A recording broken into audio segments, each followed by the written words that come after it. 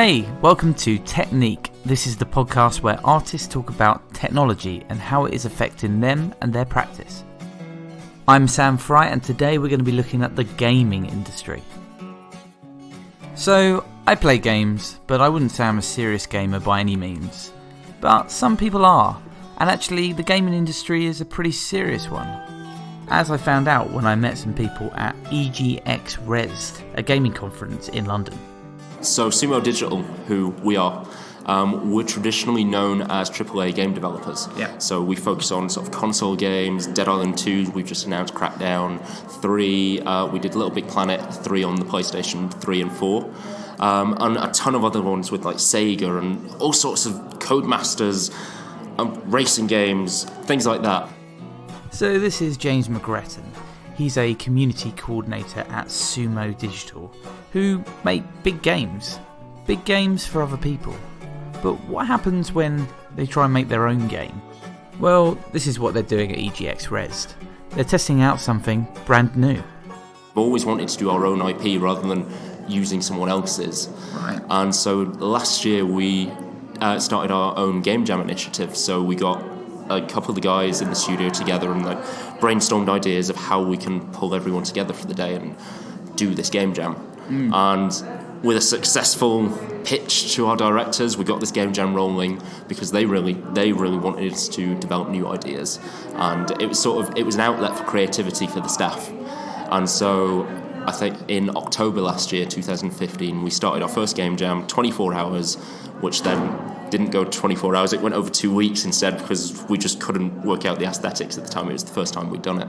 And so all the guys were brainstorming ideas, and one of our designers, Seb, he was teaching himself Unreal at the time, Unreal 4, and he was like, I'm going to enter the game jam, I've got this idea, I'll play with it. And he wanted to make like an interactive rope to begin with, and this interactive rope he could like then control this interactive rope. He's like, this is really cool. I'm going to turn this into a snake, because Seb's background, he was a biology teacher before he came into the game industry, and he owned snakes when he was at university, and so he's a big snake fan. And so then the idea of Snake Pass was sort of born from him just playing around in Unreal, making this snake game, and everybody sitting there going, this is really, really cool. Yeah. And our directors got on board and looked and were like, this is the winner of the game jam. There were so many amazing ideas, don't get me wrong, but this was just like something different, something unique. It had all the elements of a good game with its sort of base. And then after a couple of months, I think back in November, after we announced the winner internally, we were like, right, Seb, next year you're going to get a small team to put this game together and start building this game. 3 people, and you're going to have 4 weeks, do something. And so in this 4 weeks, Seb tirelessly sort of worked on this game. I mean, you're talking 4 a.m. every single day. He was exhausted, but he relented and continued. And then we went, this is fantastic. 8 weeks. You've got 8 weeks. Now you've got 6 people on your team. Do something. And those 8 weeks led up to EGX. And so that's where Snake Pass was sort of... So you're 12 weeks in? 12 weeks in, wow. More or less, yeah. So 3.5 months, more or less, is how much development we've had on this title. It's really cool. Just 12 weeks. Seems pretty incredible to me. But of course, Sumo Digital aren't the only ones doing game jams. Actually, they're happening all over the place. Whether you're making games for traditional platforms like PC, PlayStation, Xbox, or what if you're making them for virtual reality? So before we go into this next clip, I just want to firstly apologise about the sound quality. It might be best to picture it. I'm sat in an old factory, surrounded by lots of people very excited about playing new games. Some dressed as their favourite characters. There's Pikachus, there's Marios, there's plenty of others. And I've tried to find a small quiet room to do a little interview, but it turns out that room was just about to be used for a developer talk, so people were slowly filtering their way in. Anyway, I hope you'll put up with it. Here's Jordan from virtual reality gaming company Other Ocean. So the idea for Giant Cop came from a game jam, actually, and the studio agreed that we would pursue Giant Cop as the title. We're Other Ocean Interactive. We're in St. John's, Newfoundland. And originally we made Giant Cop for the PC, and we revealed it at EGX Birmingham last year in September. And then at that meeting, we got a Vive, or at that show, we got a Vive. And when we got back to the office, we said, let's check out what it takes to make a game for VR. So we started putting Giant Cop on there. And once we played it, we all quickly realized that the game was a lot stronger on that platform. Yeah. And we're all real big believers in VR. So that's kind of how it... It's quite interesting because I guess that's... A lot of people say about any new technology that you don't really want to...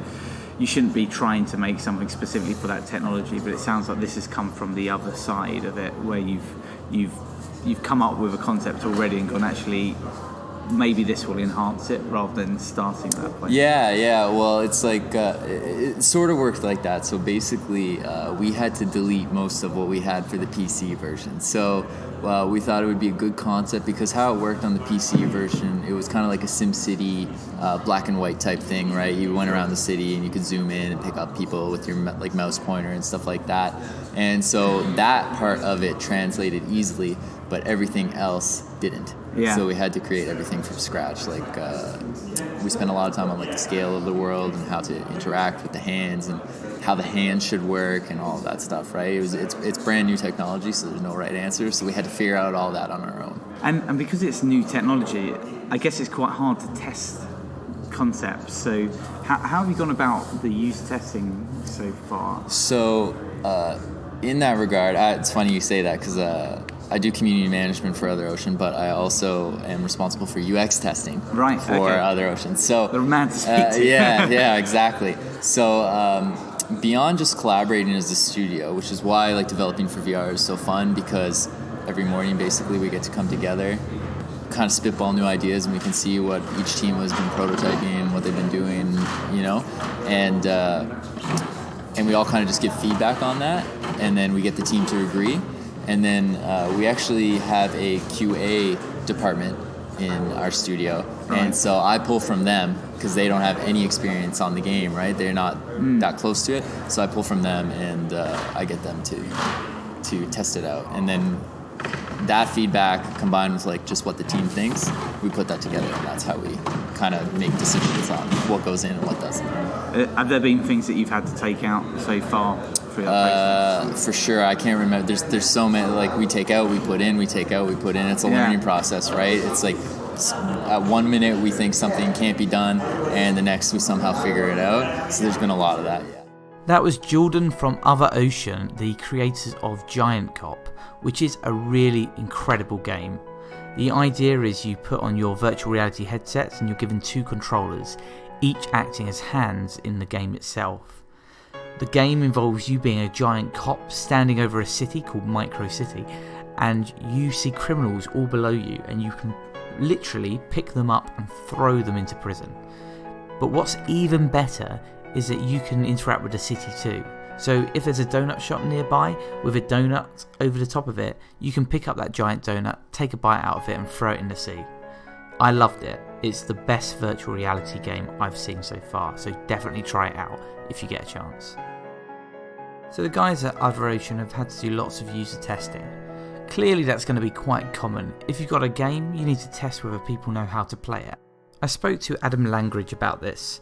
He's the programmer and designer at Upstream Arcade, who are working on their first ever game, Deadbeat Heroes. So you're a 2-man team essentially? That's right, we're a little company called Upstream Arcade, and we've got 2 guys full-time, in me and myself. And but working on the game, we've also got a couple of part-time people, a writer and an animator as well.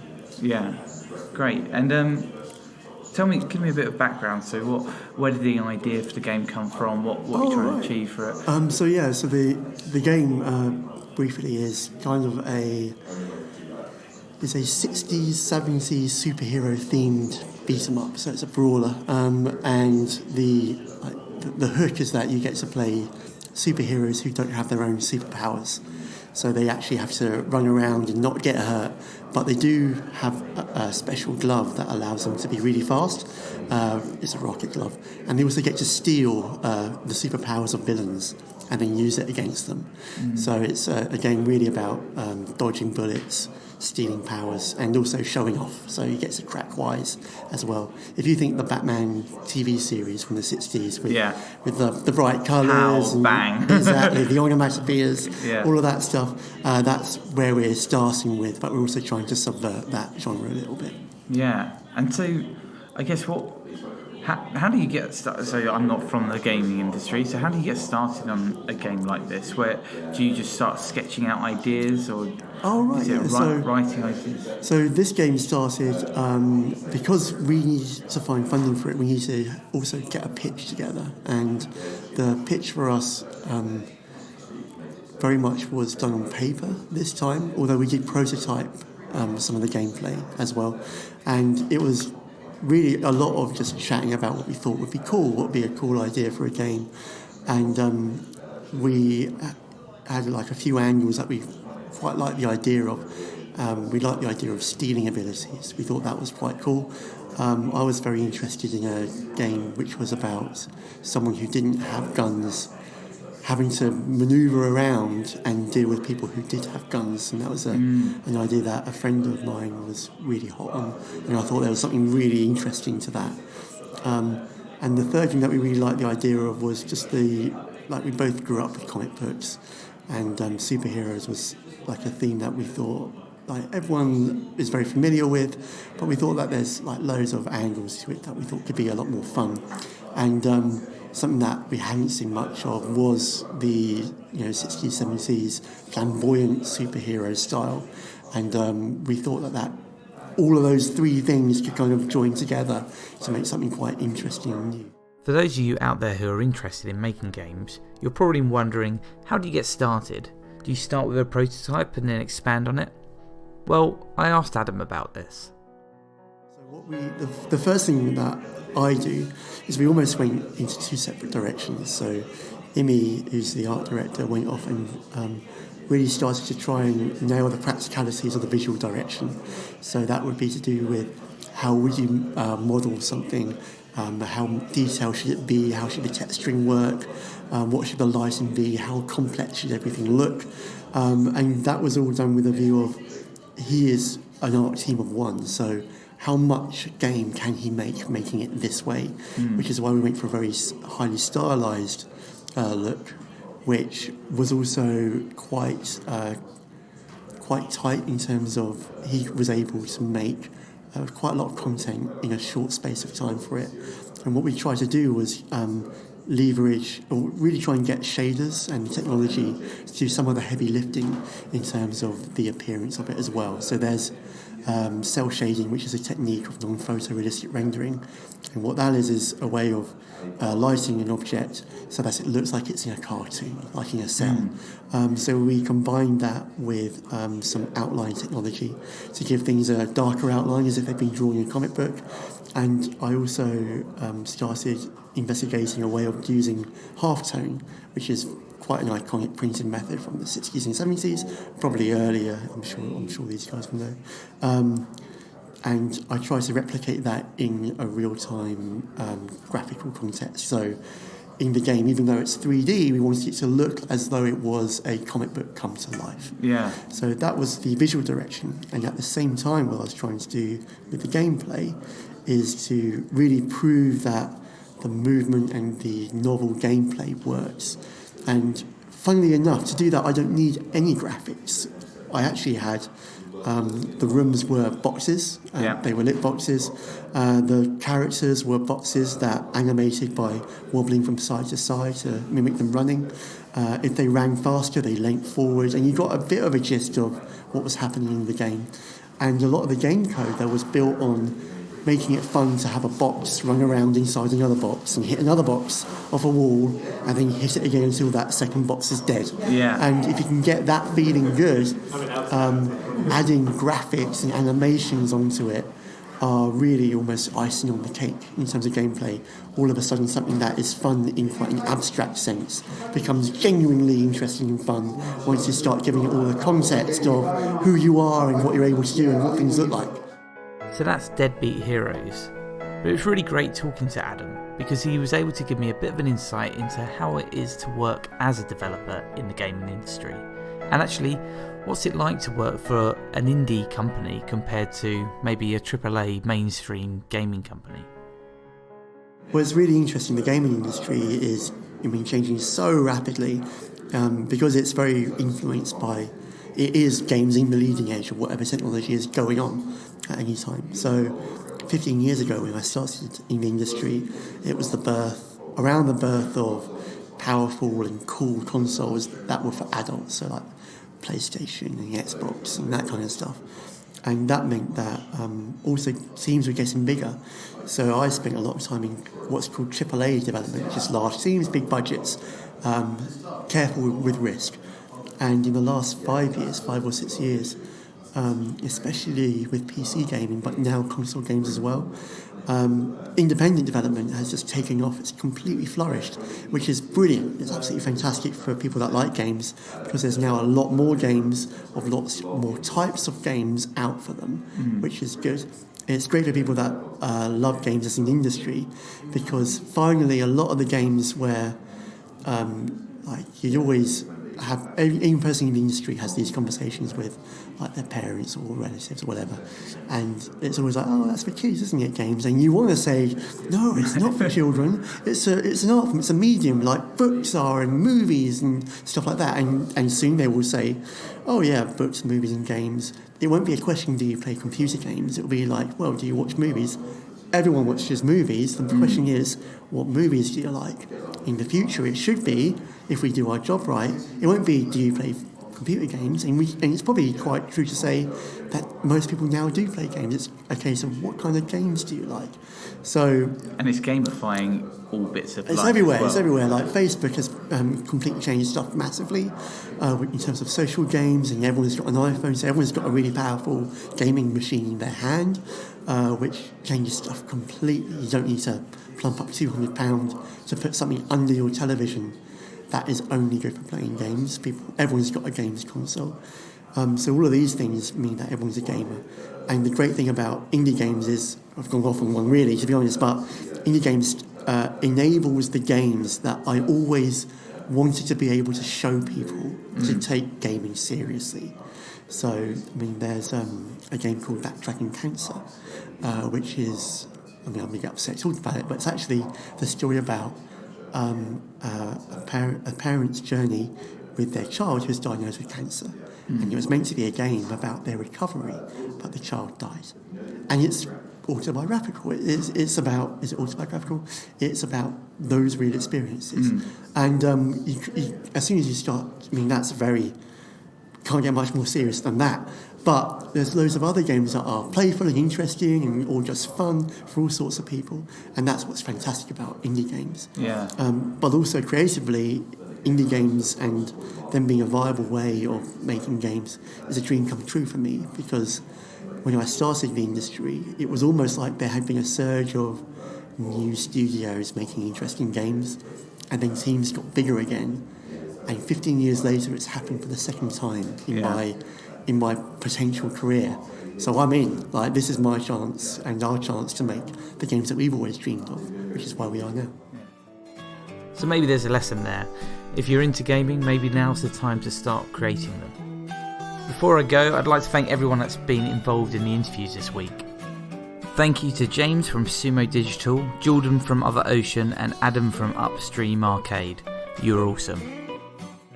And finally, if you like this, check out createhub.com. It's a website which covers the intersection of art, creativity, culture and technology. That's create-hub.com. You can also find my email over there, so contact me about any future episodes.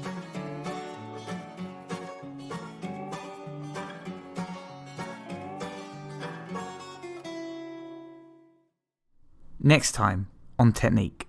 But underneath the large corporations, there's a whole raft of smaller creative businesses. How do they survive?